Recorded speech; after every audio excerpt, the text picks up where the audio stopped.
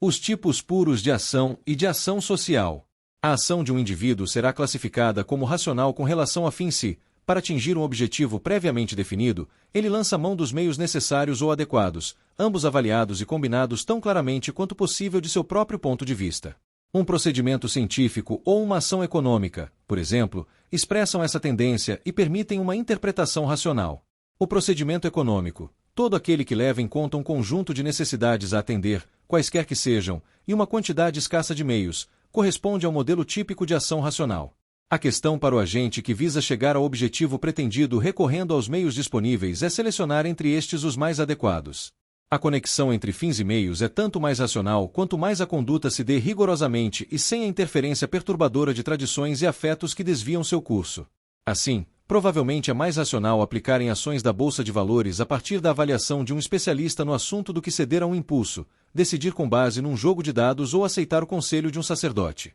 A conduta será racional em relação a valores quando o agente orientar-se por fins últimos, por princípios, agindo de acordo com ou a serviço de suas próprias convicções e levando em conta somente sua fidelidade a tais valores, estes, sim, inspiradores de sua conduta, ou na medida em que crê na legitimidade intrínseca de um comportamento, válido por si mesmo como, por exemplo, ser honesto, ser casto, não se alimentar de carne. Está, portanto, cumprindo um dever, um imperativo ou exigência ditados por seu senso de dignidade, suas crenças religiosas, políticas, morais ou estéticas, por valores que preza tais como a justiça, a honra, a honestidade, a fidelidade, a beleza. Por conseguinte, não é guiado pela consideração dos efeitos que poderão advir de sua conduta. Daí que às vezes exista nesse tipo de procedimento uma certa irracionalidade no que diz respeito à relação entre meios e fins, já que o agente não se interessa pelo aspecto da racionalidade com a mesma paixão com que exige o respeito aos seus valores. Tal irracionalidade será tanto maior quanto mais absoluto for, para o sujeito,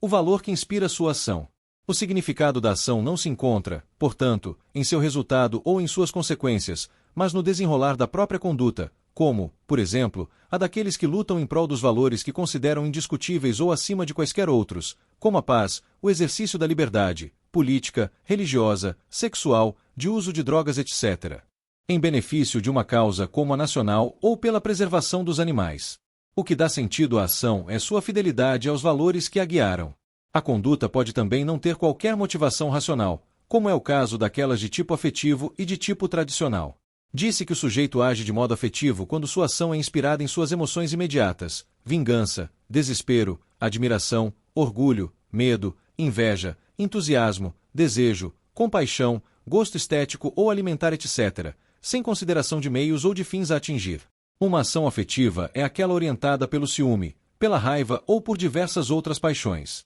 Ações desse tipo podem ter resultados não pretendidos, desastrosos ou magníficos como, por exemplo, magoar a quem se ama, destruir algo precioso ou produzir uma obra de arte, já que o agente não se importa com os resultados ou consequências de sua conduta. A ação afetiva distingue-se da racional orientada por valores pelo fato que, nesta, o sujeito elabora conscientemente os pontos de direção últimos da atividade e se orienta segundo estes de maneira consequente, portanto age racionalmente. Podem constituir ações afetivas, escrever poemas eróticos ou amorosos, torcer por um time de futebol, levar os filhos a show de cantores adolescentes, desde que elas se orientem pelos sentimentos das pessoas que as realizam. Quando hábitos e costumes arraigados levam a que se haja em função deles, ou como sempre se fez, em reação a estímulos habituais, estamos diante da ação tradicional. Tal é o caso do batismo dos filhos realizado por pais pouco comprometidos com a religião, o beijo na mão durante o pedido de bênção, o cumprimento semiautomático entre pessoas que se cruzam no ambiente de trabalho ou acender um cigarro após um café.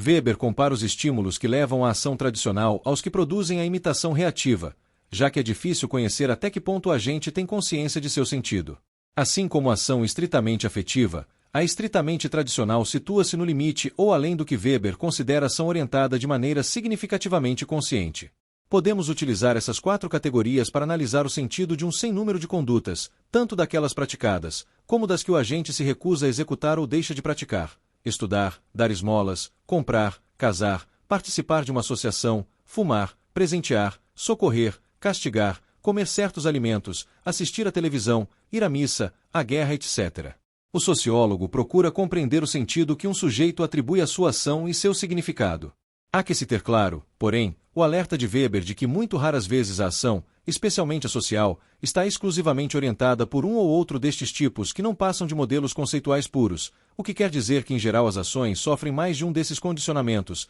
embora possam ser classificadas com base naquele que, no caso, é o predominante. É necessário distinguir uma ação propriamente social de dois modos de conduta simplesmente reativos, sem caráter social e cujo sentido não se conecta significativamente às ações do outro, a saber, a ação homogênea, aquela executada por muitas pessoas simultaneamente, como proteger-se contra uma calamidade natural, ou aquelas reações uniformes de massa criadas pela situação de classe quando, por exemplo, todos os empresários de um setor aumentam automaticamente seus preços a partir do anúncio pelo governo de que será criado um imposto específico. B. A ação proveniente de uma imitação ou praticada sob a influência da ou condicionada pela conduta de outros ou por uma massa, uma multidão, a imprensa e a opinião pública seriam massas dispersas. Na medida em que o sujeito não orientou causalmente sua conduta pelo comportamento de outros, já que ele apenas imita, não se estabelece uma relação de sentido, o que coloca esse tipo de ação fora do campo de interesse da sociologia compreensiva.